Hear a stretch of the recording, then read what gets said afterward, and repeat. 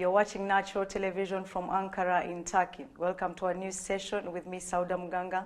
I'll bring to you our news headlines. We head to Turkey, where Turkey corrects historical records from 45 countries. Turkey inked cooperation protocols with 45 countries for mutual share of archived data, the head of Turkish State Archive said on Thursday.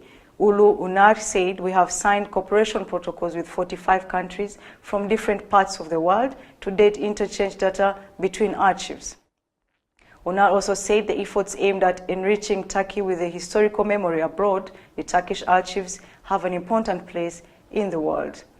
Adding that the power Turkey gained in the last years, both in the political and economic aspects in the Balkans, has made our work easier in record keeping. Turkey is able to bring records related to its history from Balkans today, Unar added, stating that the international cooperation efforts have gained momentum in the recent years. Unar said all of the documents bear great importance. Some 700,000 digital images of documents were added to Turkish archives from countries like Bosnia and Herzegovina, North Macedonia, Albania, and Serbia, according to the officials. He also said as part of the project completed in North Macedonia, images of 130,000 documents which are related to the Turkish history were obtained. On a larger number of documents which would shed light on economic, social, and cultural issues, Unar said what we need to do is to correct this historical memory and transfer it to next generation. He highlighted that Turkish Cooperation and Coordination Agency, TICA, and Foreign Minister showed great support for the project. We head our news to Bangladesh. Fire kills at least 80 people in the capital of Dhaka. At least 81 people have been killed since Wednesday night when a massive fire spread through several apartment blocks and roads in congested Old Park of Bangladesh capital, Dhaka. A fire service official said on Thursday the fire blazing out of a private car on the road spread instantly on an adjacent multi-story building where a huge amount of chemical substances was kept in unsafe conditions, according to the preliminary findings of fire services. He added that an extensive investigation into the incident is required to learn details of it, and a 3-member investigation committee was formed to file a report within 7 days to dig out the causes and damages of the incident. Fire destroyed scores of vehicles, including 15 motorbikes, 3 private cars, and dozens of rickshaws and vans along the road.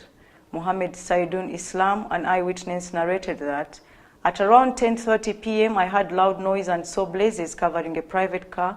Instantly, another car near to it blasted and thus fire spread rapidly. He said there were 2 local restaurants with big gas cylinders which they used for cooking on both sides of the road.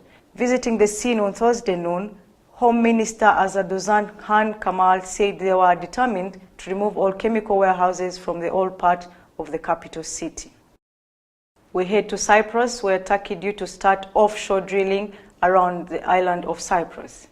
Turkey is about to start offshore drilling with 2 vessels around the island of Cyprus, the Turkish Foreign Minister said on Thursday.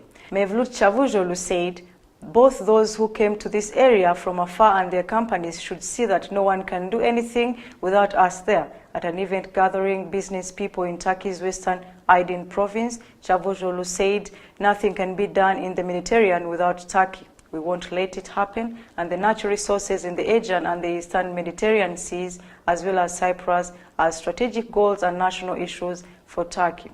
About Turkey and Russia relations, Çavuşoğlu said although Western countries criticize Turkey's good relations with Russia, most of those NATO members countries have better relations with Russia.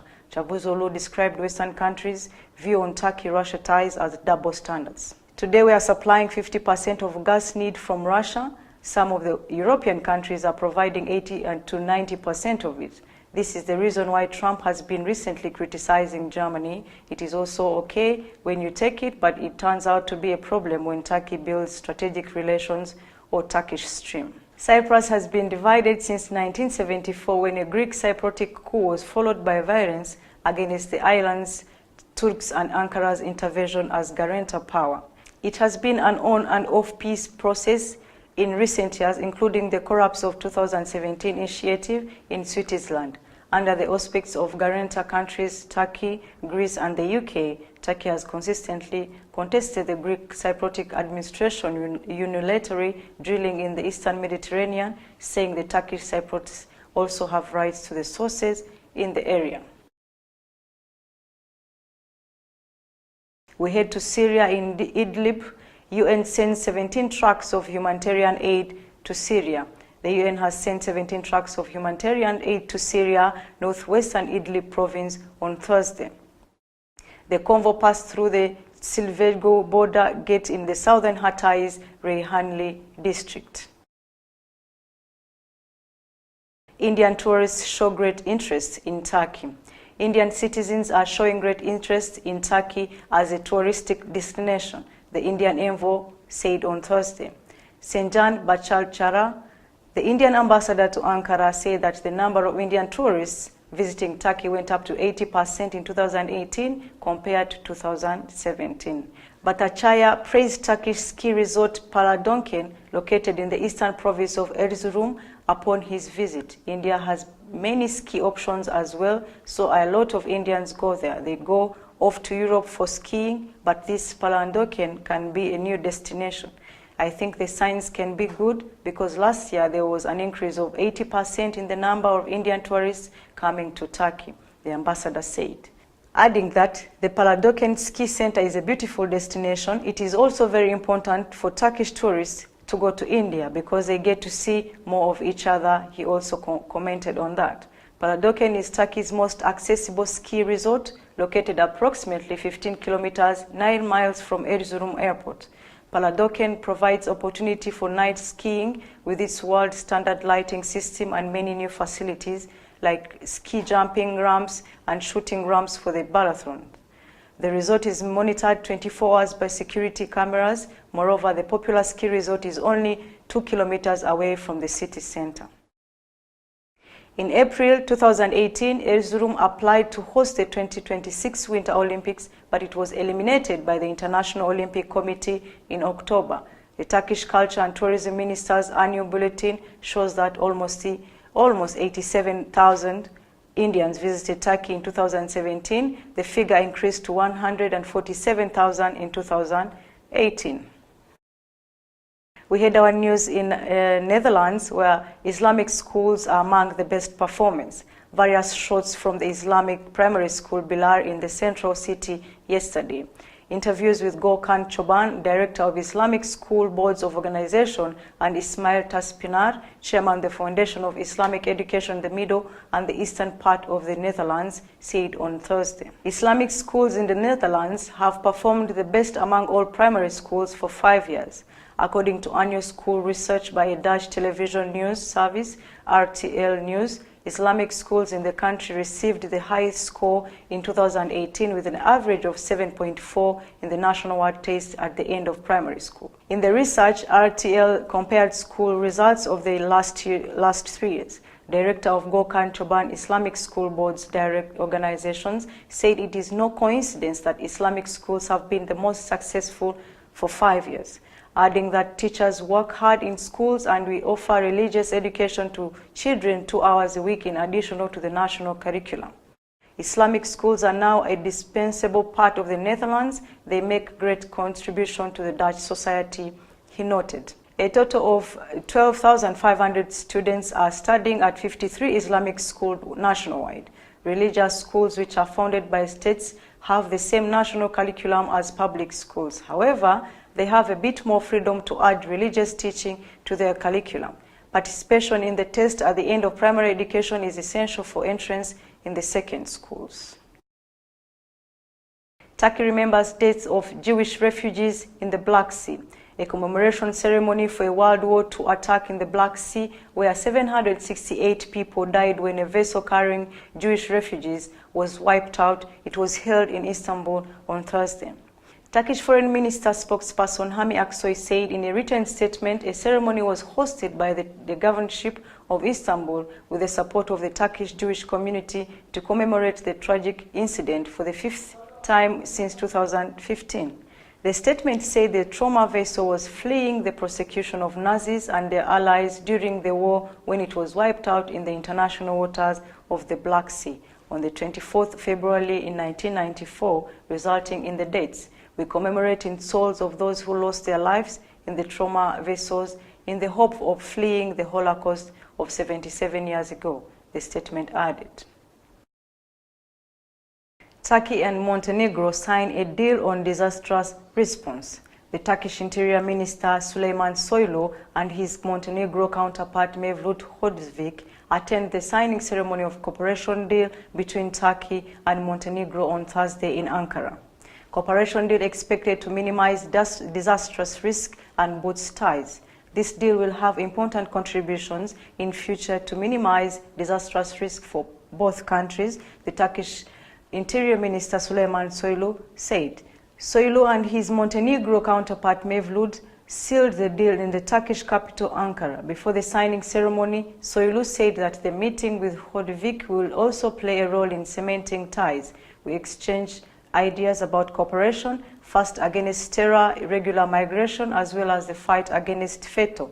Soylu said, adding that Turkey was grateful for Montenegro's support in the fight against FETÖ, the group behind 2016 defeat coup in Turkey. FETÖ and its US-based leader Gülen ousted and defeated coup of July 15, 2016, which left 251 people dead and nearly 2,000 injured. Ankara also accused FETÖ of being behind a long-running campaign to overthrow the state through the infiltration of Turkish institutions, particularly and military, police and judiciary.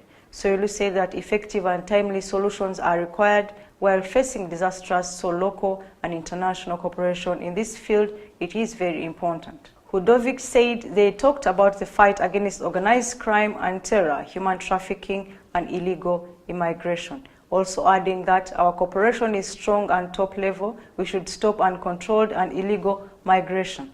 Turkey has been a main route for irregular migrants trying to cross to Europe, especially since 2011, the start of the Syrian civil war. Over 265,000 irregular migrants were held in Turkey in 2018, according to the Turkish Interior Minister.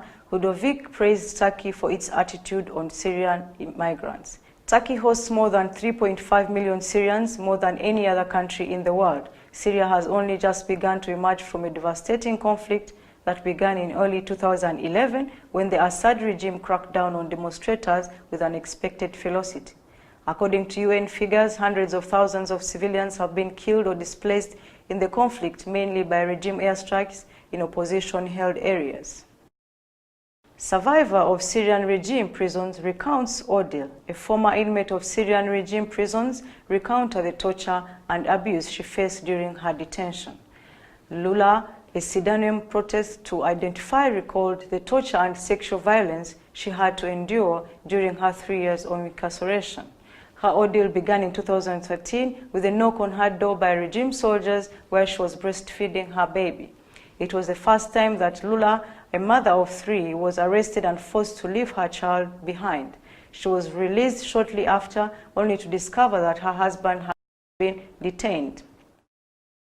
Lula was later arrested in Aleppo, where she was transferred to Adra prison in Damascus after being moved among several detention centers. During her 3 years behind bars, Lula said the regime soldiers tortured her on a daily basis using methods both physical and psychological. She said, "We were tortured for many hours in Adra prison every day. They were hanging us on hangers and would beat us with wet sticks." She added they would beat them until they pass out and would torture them with electric shocks. Then they would take them to their cells and wait until they regained consciousness. This continued on a daily basis. Erdogan and Trump discussed Syria economic ties over phone. The two leaders stressed the need for support of Syrian political process, set trade goals of $75 billion. Turkish President Recep Tayyip Erdogan and US President Donald Trump discussed Washington's planned troop withdrawal for Syria on a phone call late yesterday. The two leaders agreed that the withdrawal of US troops from Syria should be carried out in line with common interests. stressing the need to support the political process in the war-torn country, according to the Turkish presidential sources. They also double-checked their country's determination to fight all forms of terrorism, agreeing to further enhance economic relations, setting a goal of $75 billion in bilateral trade. The White House said separately in a statement that Erdogan and Trump agreed to continue coordinating on the creation of potential safe zone in northern Syria. It also noted that Acting Defense Secretary Patrick Shanahan and Joint Chiefs of Staff Chairman Joseph Dunford would host their Turkish counterparts within the weeks for further talks. Late December, Trump made a surprise announcement that the U.S. would be withdrawing all of its troops from Syria and said Daesh had been defeated in the country. We heard our news in Germany, where Germany to call out on Egypt on executions. Berlin in talks with Cairo following execution of 9 men in Egypt, says the senior diplomat. Germany will call on Egypt to suspend death penalty and stop executions. He stressed that we are very concerned about the increase in death sentences and executions in Egypt. The senior diplomat also spoke on conditions of visibility, saying that we call on Egypt to immediately suspend the death penalty and stop the executions. He underlined that the government will continue talks with the Egyptian authorities and convey Berlin's expectations for suspending death penalty and putting an end to executions. He also said the German government will continue to raise this issue in talks with the Egyptian government and also in permanent contact with international human rights organizations. The execution of 9 young people in Egypt on Wednesday caused an international uproar, with Amnesty International saying that these men were convicted after grossly unfair trials.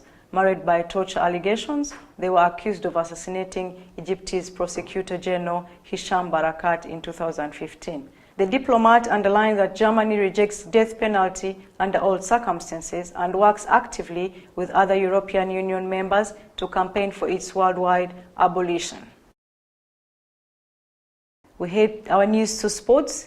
Turkish amputee footballer never gave up on his dreams. UEFA chooses 29-year-old footballer this month in campaign to highlight people who overcome obstacles. A Turkish footballer who lost one of his legs in an accident but never stopped playing football was chosen by UEFA as this monthly personality. As part of its EcoGame campaign hashtag, which focuses on people who overcome adversity to enjoy football, the European football governing body brought to the limelight Barış Telli. The 29-year-old amputee footballer plays for Turkish club Izmir Metropolitan Municipality. Telli lost his leg when he was only 4 years old, and he said he had a traffic accident, which happened when he was chasing after a ball. I can't remember the accident happening, but I remember my mother taking me in her arms and screaming. During the time in the hospital, they spent 10 days trying to save my leg. When it became obvious that it wasn't going to work, they had to amputate my leg, he told UEFA. He recalled how life changed after the accident, and at school he felt like out in the playground. My friends would sometimes include me in their games, but for the most part I was left out. There were many instances when I was hurt. He said he stayed determined and did not lose his love for sport. Training on his own, determined as he was, he continued, I said I can do it, I have one leg, but I can do it. I started playing by hitting a ball against the wall on my own. He was eventually introduced to amputee football, a sector of the sport to which UEFA has given particular backing. Teams of amputee football comprise 7 players, 6 outfield players and a goalkeeper. Outfield players have lower extremity amputations and goalkeepers have upper extremity amputations. Barış made it to Turkey's national amputee football team. Football is a beautiful game, he told the UEFA, and he said, I fell in love with football and became everything in my life. The most important thing is to make your dream a reality, and I have never given up on my dreams. Let's head our news to Russia, where Russia questions U.S. intention behind Venezuela aid move. Russian official Zakharova asked why UN agencies not used in aid delivery to South American country. Russia has doubts over the U.S. intention to deliver humanitarian aid to Venezuela scheduled on Saturday. If the organizers really want to just deliver some kind of humanitarian aid to the needy, why not use the specialized UN agencies that have extensive and invaluable experience in carrying out such operations? Russian Foreign Minister spokeswoman Maria said on Wednesday. Maria was echoed a Russian warning last Thursday against the U.S. move to use humanitarian aid delivery as possible pretext for a military intervention. Rocked by protesters after the self-declaration of the opposition leader Juan Guaido as the interim president, Venezuela on Wednesday witnessed a series of events opposing President Nicolas Maduro. Thank you so much for watching our news program. You can follow our YouTube channels on Natural Television or send us messages on WhatsApp number written on your screen. My name is Sauda Muganga, Natural Television, Ankara in Turkey.